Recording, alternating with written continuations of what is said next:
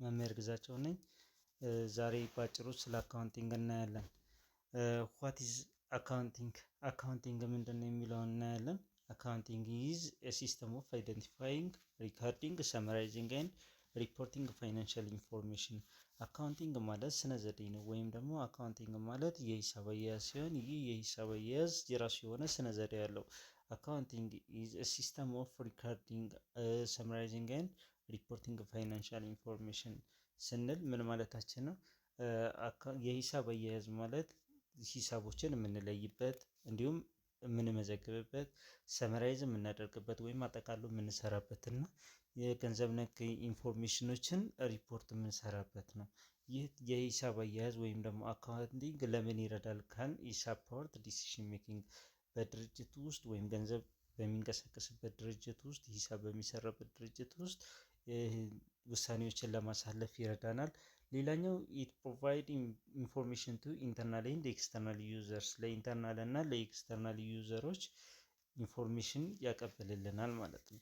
ያ ማለት ኢንተርናል ዩዘርስ የምንለው እና ኤክስተርናል ዩዘርስ የምንለው አለ። በአካውንቲንግ ውስጥ ኢንተርናል ዩዘርስ የምንላቸው ላይክ ኢምፕሎይ እና ማናጀርስ፣ ኦነርስ የመሳሰሉት ምን እንላቸዋለን? ኢንተርናል ዩዘርስ እንላቸዋለን። ሌላኛው ኤክስተርናል ዩዘርስ የምንላቸው የድርጅቱን ኤክስተርናሊ ተጠቃሚ የሚሆኑ ላይክ ኢንቨስተሮች ሊሆኑ ይችላሉ፣ ካስተመሮች ሊሆኑ ይችላሉ፣ ሰፕላየሮች ሊሆኑ ይችላሉ፣ ወይም ገቨርንመንት ቦዲዎች ምን እንላቸዋለን? ኤክስተርናል ዩዘርስ እንለዋለን።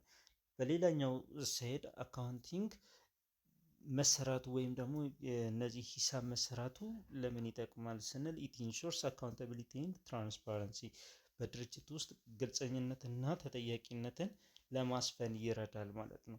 ስላይድ 3 ላይ ስንመጣ ኦብጀክቲቭስ ኦፍ አካውንቲንግ አለ። ኦብጀክቲቭስ አላማዎቹ፣ የአካውንቲንግ አላማዎቹ ወይም ደግሞ የሂሳብ ስራ አላማው ምንድን ነው ስንል ኢት ዲተርማይን ፋይናንሻል ፐርፎርማንስስ ኦር ፕሮፊት ኦር ሎስ፣ በአንድ ድርጅት ውስጥ ትርፍና ኪሳራ ወይም ደግሞ ድርጅቱ ያለበት የፋይናንሻል ፐርፎርማንስ ምንድን ነው የሚለውን እንድንረዳ ያደርጋል።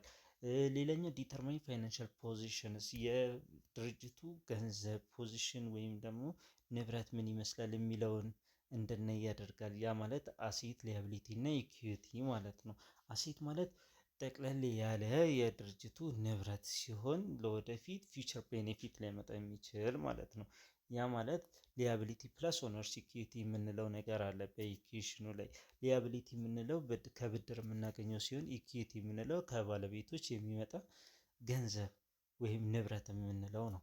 ሌላኛው ኢት ፕሮቫይድ ኢንፎርሜሽን ፎር ፕላኒንግ፣ ኮንትሮሊንግ ኤንድ ዲሲሽን ሜኪንግ፣ ኢንፎርሜሽን ያቀብላል። ለምን? ለፕላኒንግ፣ ለኮንትሮል ኤንድ ዲሲሽን ሜኪንግ፣ ፕላን ለማድረግ፣ ኮንትሮል ለማድረግ እና ውሳኔ ለማሳለፍ ኢንፎርሜሽን ያቀብለናል ማለት ነው። ሌላኛው ሜንቴን ሲስተማቲክ ሪካርድስ፣ ሲስተማቲክ ዘዴ በሆነ መልኩ ሂሳባችንን እንድንመዘግብ ይረዳናል። ሌላኛው ኮምፕላይንግ ዊዝ አካውንቲንግ ስታንዳርድ ኤንድ ሎስ፣ አካውንቲንግ ስታንዳርዶችን እና ህጎችን እንድንከተል ይረዳናል ማለት ነው። እናመሰግናለን ለዛሬ ስላዳመጣችሁን። በቀጣይ የአካውንቲንግ ዩዘርስ እነማን ናቸው የሚለውን እናያለን። አመሰግናለሁ።